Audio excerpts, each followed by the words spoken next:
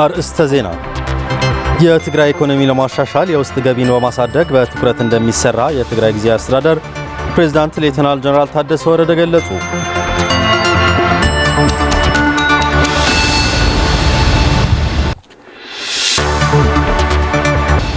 ጤና ይስጥልን ተመልካቾች፣ ከትግራይ ቴሌቪዥን የሚተላለፍ የአማርኛ ቋንቋ ዜናችን አሁን ጀምሯል። ከዜናዎቹ ጋር ለምነት ሰለሞን ነኝ። በቅድሚያ ከእጅ ወደ አፍ የሆነውን የትግራይ ኢኮኖሚ ለማሻሻል የውስጥ ገቢን ለማሳደግ በትኩረት እንደሚሰራ የትግራይ ጊዜያዊ አስተዳደር ፕሬዝዳንት ሌተናል ጀነራል ታደሰ ወረደ ገለጹ። በ2018 ዓ.ም የበጀት ዓመት 25 ቢሊዮን ብር ለመሰብሰብ አቅዶ እየሰራ መሆኑን የትግራይ ገቢዎች ባለስልጣን አስታውቋል። ፍርቱና ገብሩ ተጨማሪ ይዛለች።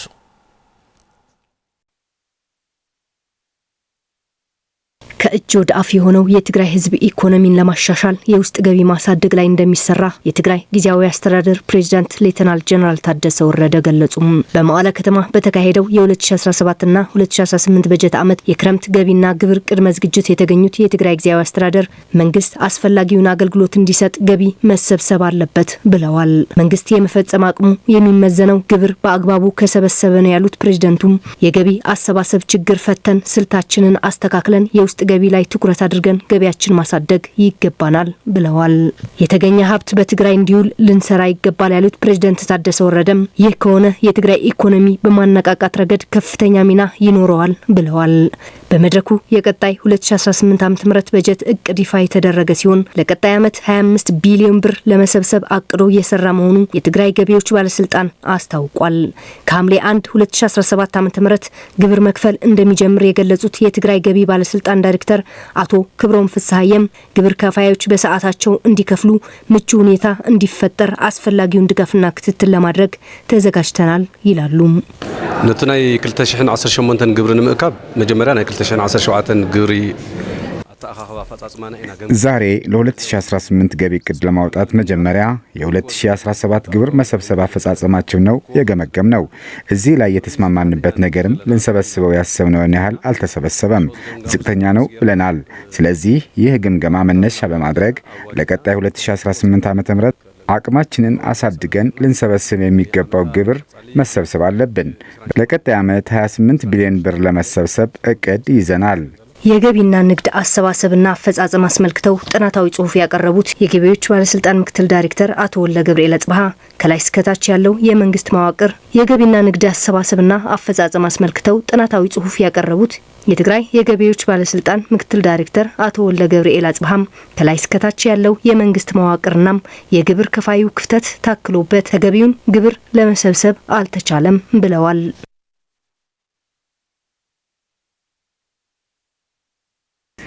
ዘንድሮ የገቢ አከፋፈል የታቀደለትን ያህል አለመሳካቱ ዋነኛው ምክንያት የሁለት አካላት ነው፣ የመንግስት ፈጻሚ አካላትና ግብር ከፋዮች። የኛ ግዴታ በስርዓቱ ግብር ከፋዩን አረጋግተን አገልግሎት መስጠት አለመቻላችን፣ እንዲሁም እየደገፍነው አለመሆኑ፣ የነጋዴ ማህበረሰብ ላይም ግብር መክፈል ግዴታው መሆኑ በቂ ግንዛቤ አለመኖሩ። ስለዚህ ግብር ከፋይ ማህበረሰብ የመብራት የውሃና ሌሎች መሰረተ ልማትን ለማስፋፋት መሆኑን በተገቢ ማወቅ አለበት።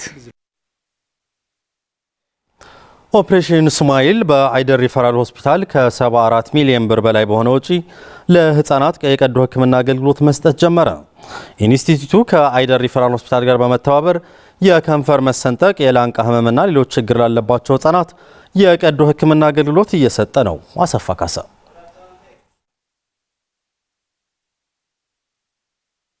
ኦፕሬሽን ስማይል ከ74 ሚሊዮን ብር በላይ በሆነ ወጪ ከአይደር ሪፈራል ሆስፒታል ጋር በመተባበር የህፃናት የከንፈርና የላንቃ ህመም ህክምና ማዕከል አቋቁሞ የነጻ የቀዶ ህክምና አገልግሎት መስጠት ጀመረ። ከሰሃራ በታች ባሉ የአፍሪካ የኦፕሬሽን ስማይል ዳይሬክተር ዶክተር አብይ ሶሙ ፕሮጀክቱ በትግራይ በተሳካ ሁኔታ እየተሰራ መሆኑን በመግለጽ መጪውን ጊዜ አይደር ሪፈራል ሆስፒታል የተሻለ ስራ እንደሚሰራ ባለሙሉ እምነት ነኝ ሲሉም ገልጸዋል። የአይደር ጥሩ ቲፒካል ኤግዛምፕል የሚሆን ነውና ሌሎች ተቋማት ላይም በምንሄድበት ጊዜ እነዚህ ነገሮች ተስፋፍተው እንዲሄዱ የሚያስችል ነውና ሞር ኢትዮጵያ ላይ እምነታችን እየጨመረ እንዲሄድ የሚያስችልና የማያሳፍር ስራ መሆኑን አይተናልና ሆፕ ትልቅ ነገር ይዞ ይመጣል በራሱ ብለን እናስባለን። ይሄ ሴንተር ይሄ ማዕከል ሌሎች ሪጅኖችንም በዘላቂነት ሰፖርት ያደርጋል ብለን እናስባለን። ካድራ ጭምር መናገር በፈልገው አሁን ያለውን ኳሊቲ ሜንቴን አድርገን ህብረተሰቡ የታሰበውን ሰርቪስ ማግኘት እንዲችል ከሆስፒታሉም ከፌደራልም ከሪጂናል ሄልዝ ቢሮም ኤክስፔክት እናደርጋለን። በምትፈልጉት ሰፖርት ከጎናችሁ ነን። የጤና ጥበቃ ሚኒስትሩን በመወከል ንግግር ያደረጉት ዶክተር ኢሊባ ቡርቡኖ በአገልግሎቱ ደስተኛ መሆናቸው ገልጸው በድንገተኛ ክፍል የሚስተዋሉ ችግሮችን ለመፍታት እንደሚሰራም ተናግረዋል። ሞር ግን ወደ ሰሜን አካባቢ ግን በተለይ ክሌፍት ፓሌትና ሊፕስ ላይ የሚሰራ ምንም አይነት የለም።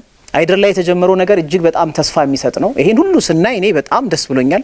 ኤክስተርናሊም ደግሞ ያቺን ቦታ ማስተካከል ብቻም ሳይሆን ውብ ማድረግ፣ ጽዱ ማድረግ ልክ እንደ ሚኒስትሪ ጽዱ ኢኒሼቲቭ ብለን የጀመርነውን ራሱ እዛው አካባቢ ላይ ተግባራዊ ለማድረግ ትልቅ ሙከራ አድርጓል። ካንሰር ሴንተር ጋር ተያይዞ እኔም አሳይመንቱን ወስጄ ተመልሼ ካሉት ባልደረቦቼ ጋር ተነጋግሬ ከተቻለ በአጭር ጊዜ ውስጥ እንደዚህ ምላሽ እንዲያገኝ ማድረግ የበኩሌን እጥራለሁ። እንደዚህም ለክቡር ዶክተር ደረጀ አሳይመንቱን ወስጄ ለሳቸውም ነግሬ የሚቻለውን ነገር ለማድረግ ሁሉ ነገር እንሞክራለን። የኤመርጀንሲ ግን እኔ ስር ስለሆነ እኔን የሚመለከተኝ ስለሆነ አሳይመንቱን ወስጄ የምንሰራበትና ቃል ገብቼ ትልቅ ኢኩፕመንቶቹንም ገዝተን የምናሟላበት ሌሎቹንም የሚቻለው ነገር ሁሉ የምናደርግ መሆኔን በዚሁ ቃል መግባት እፈልጋለሁ። የትግራይ ጤና ቢሮ ኃላፊ ዶክተር አማኑኤል ኃይለ በበኩላቸው ድርጅቱና ባለሙያዎቹ ላደረጉት አገልግሎት በማመስገን አይደር ሪፈራል ሆስፒታል ሌሎች መለስተኛ የፕላስቲክ ሰርጀሪ አገልግሎት ለመስጠት የሚያስችል አቅም እንዳለውም ገልጸዋል። ሴንተር ኦፍ ኤክሰለንስ ለሰሜኒቱ የሀገራችን ክፍል እዚሁ አይደር ሆስፒታል ውስጥ እንደሚሰራም ደግሞ እኛም ስንሰማ በጣም ተደስተን ነበር። ዛሬ ደግሞ ስራው አልቆ እዚህ ደረጃ ላይ በመድረሳችን እጅግ በጣም ነው የተደሰት ነው። ብሩም እጅግ በጣም ከፍተኛ ነው። 74.4 ሚሊዮን ብር ቀላል ነገር አይደለም። ኮምፕሪሄንሲቭ የሆነ ኬር ክሌፍት ሊፕ ክሌፍት ፓሌት ላላቸው ታካሚዎች ለመስጠት በዚህ መልኩ ኢንቨስት ማድረጋችሁን ደግሞ የትግራይን ህዝብ በመወከል ከልብ አመሰግናለሁ። እጅግ በጣም ትልቅ ጊፍት ነው ለትግራይ ህዝብ። አሳይመንት የሚሆነው ሬዚደንሲ መስራት መጀመር ይቻላል ብዬ ነው ማምነው። የፕላስቲክና ሪኮንስትራክቲቭ ሰርጀሪ ሬዚደንሲ ሊያስጀምር የሚችል በቂ ሴታፕ ነው ያየሁት። ካሁን በኋላ ፐርፎርማንሱን ነው ልክ እንደ ጅማ ሴንት ፖልስ በአመት ምን ያህል ሰርጂካል ኬዞችን አንድ ላይ ያደርጋሉ። ሶ አይ ቲንክ ብዙ ነገር መስራት እንችላለን ብዬ አምናለሁ። ሌሎችም ሌላ ቦታ እየተማሩ ያሉ የፕላስቲክና ሪኮንስትራክቲቭ ሰርጀሪ ኮሊግስ እዚህም እንዲመጡ ትልቅ አትራክሽን ይሆናቸዋል ብለን ነው ምናምነው። በህገወጥ ስደት ከተሰማሩት 1400 ተጠርጣሪዎች ከ76 ከቀላል እስከ ዕድሜ ልክ እስራት ውሳኔ መስጠቱ የትግራይ ፍትህ ቢሮ አስታወቀ። በዚህ ህገወጥ ተግባር የተሰማሩት ወገኖች ተገቢ ቅጣት እንዲሰጣቸው ህብረተሰቡ አስፈላጊውን ትብብር እንዲያደርግም ቢሮው ጠይቋል። ለመርሃዊ ተስፋይ ዘገባ ብርቱካን ጌታዬ። ከቅርብ ጊዜ ወዲህ በሺዎች የሚቆጠሩ ወጣቶች ህገወጥ ስደትን እንደ ልማድ በመውሰድ በርካቶቹ ህይወታቸውን ሲያጡ መመልከት አዲስ እየሆነ አይደለም። በተለይም በትግራይ ከተካሄደው ጦርነት ወዲህ አንዳንዶቹ ጦርነቱ በፈጠረው ዘርፈ ብዙ ችግሮች መደራረብ፣ ሌላው ደግሞ በስራ እድል ፈጠራ እጦትና መሰል ምክንያቶች ህገወጥ ስደትን እንደ አማራጭ በመውሰድ የራሳቸውም የቤተሰቦቻቸው ህይወት እየተመሰቃቀለ ይገኛል። የዚሁ አካል የሆነውም ወጣቶችን በህገወጥ ስደት ከአንድ ሀገር ወደ ሌላ ሀገር እንወስዳችኋለን የሚሉ ህገወጥ ደላሎችም ቁጥራቸው እየተበራከተ መጥቷል። ህገወጥ የወጣቶች ስደትን ለመቀነስ ከጸጥታ አካላት ጋር በመቀናጀት ህገወጥ ደላሎችን በቁጥጥር ስር በማዋል እስከ ዕድሜ ልክ እስራት ቅጣት ውሳኔ እንደተሰጠ በትግራይ ፍትህ ቢሮ ድንበር ተሻጋሪና የተደራጁ ወንጀሎች ዳይሬክቶሬት ዳይሬክተር አቶ ገብረ እግዚአብሔር ተወልደ ብርሃን ያስረዳሉ። ብርክት ዝበሉ መዛግብቲ ካብ ኢትዮጵያ ትዝበዝሐ ዝበሃል ደረጃ ልዕሊ 1400 ዝኾኑ ተጠርጣሪት ዘለውዎ በርካታ መዛግብቶች እንደሚያሳዩት በኢትዮጵያ ደረጃ ከ1400 በላይ የሚሆኑ ተጠርጣሪዎች ያሉት በፖሊስ ተጣርቶ ለአቃቤ ሕግ ቀርቦ 631 የሚሆኑት ክስ ተመስርቶባቸዋል። ከነዚህ ውስጥ 76 የሚሆኑት ተከሳሾች በተለያዩ ቅጣቶች ጥፋተኛ መሆናቸው ተረጋግጦ በፍርድ ቤት ውሳኔ ተላልፎባቸዋል። እዚህ ላይ ለሌሎችም ተሞክሮ ይሆናል የምንለው በሰሩት ወንጀል ልክ ተመጣጣኝ የሆነ ቅጣት 3 ተከሳሾች የዕድሜ ልክ እስራት ተፈርዶባቸዋል። ወደ 20 የሚሆኑ ደግሞ ከ10 እስከ 20 ዓመት የተወሰነባቸው አሉ። በተጨማሪም እስከ 100 ሺህ የገንዘብ ቅጣት እየተቀጡም አሉ። ህገወጥ የሰዎች ዝውውር ላይ የሚሰሩ ወገኖችን በቁጥጥር ስር በማዋል ተገቢውን ቅጣት ለመስጠት ተጠርጣሪዎች ሲያዙ ህብረተሰቡ ጥቆማ ይሁን ምስክርነት በመስጠት አጋዥ ሊሆን እንደሚገባ አቶ ገብረ እግዚአብሔር ጠይቀዋል። ካብ ስድራይ ጀምር ዝብል ሐሳብ ዘለና በብ ስድሩ በማህበራዊ ርካት ከቤተሰብ መጀመር አለበት የሚል ሐሳብ ነው ያለኝ። በሃይማኖት ይሁን በእድር ላይ በሚገናኙበት በየማህበራዊ ጉዳዮች አጀንዳ ሊያደርጉት ይገባል። ከሆነ በኋላ ምንም የምታደርገው ነገር የለም። 1 ሚሊዮን ላክ ይባላል። ከላክም በኋላ ገንዘብህም ልጅህንም ታጣለህ። ስለዚህ ሁላችንም በዚህ ላይ መረባረብ አለብን።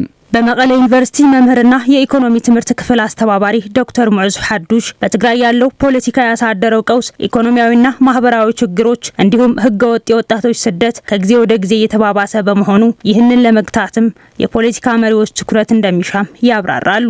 ታና ኢኮኖሚ ቅልውላውን ናይ ፖለቲካ ቅልውላውን ያዝ ወሳኝ ተቆይና ዘላ ማለት ሐቁ አነ ህዝብ መንሰይ ትግራይ ትሕዘልን ከም መንሰይ ሆን ከሐስቦሞ አሁን ላይ የኢኮኖሚና የፖለቲካው ቀውስ ነው ወሳኝ ጉዳይ የሆነው። አሁን የትግራይ ወጣት ተስፋ ስላጣ ነው ስደት አማራጭ እያደረገ ያለው። የስራ ዕድል ፈጠራ እጦት የተለመደና የኢኮኖሚ ቀውስ እንዳለ ሆኖ ሳለ አሁን ችግር እየሆነ ያለው የፖለቲካ ቀውስ ነው። የፖለቲካ ቀውስ መፍትሄ ካላገኘ መረጋጋት ላይኖር ይችላል። ስለዚህ ሁላችንም ይህንን ልንፈታ ይገባል። ከፕሪቶሪያው ስምምነት በኋላም ከ56,000 በላይ ወጣቶች መሰደዳቸውንም የትግራይ ወጣቶች ጉዳይ ቢሮ ያወጣው ሪፖርት ያመለክታል።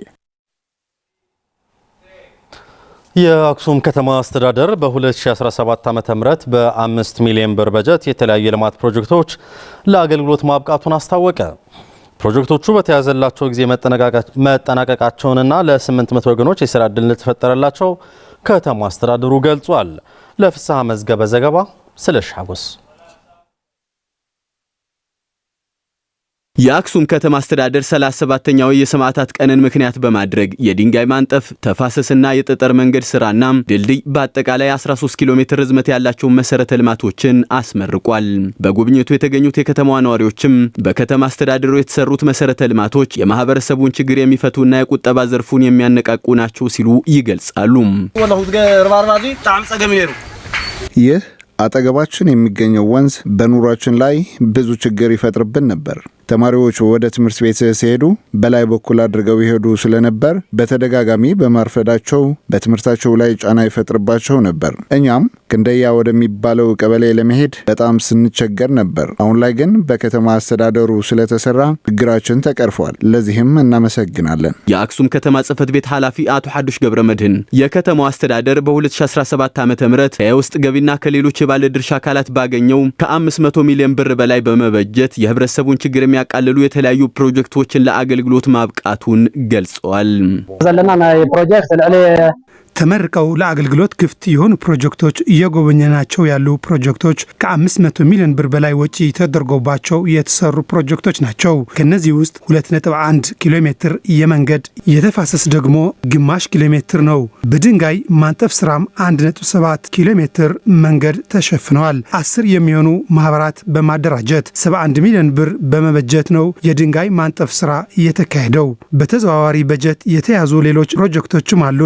ከነዚህ ውስጥ የመናኸሪያ ግንባታ፣ የቀበሌዎች አስተዳደሮች ህንፃዎች፣ ኦቨር ቴክኒክ ኮሌጆችም የሚሰራ ፕሮጀክት ይሆናል። ፕሮጀክቶቹ በተያዘላቸው የጊዜ ገደብ መጠናቀቃቸውን የገለጹት አቶ ሐዱሽ መሰረተ ልማቶቹ ሲሰሩ ከ280 በላይ ሴቶች የሚገኙባቸው ከ800 በላይ ለሚሆኑ ወገኖች የሥራ ዕድል ፈጥሮ እንደነበር አስረድተዋል። ተመልካቾች ዜናዎቻችን አብቅተዋል። ስለተከታተላችሁ እናመሰግናለን። ከቀሪዎች የትግራይ ቴሌቪዥን ዝግጅቶች ጋር መልካም ቆይታ ይሁንላችሁ።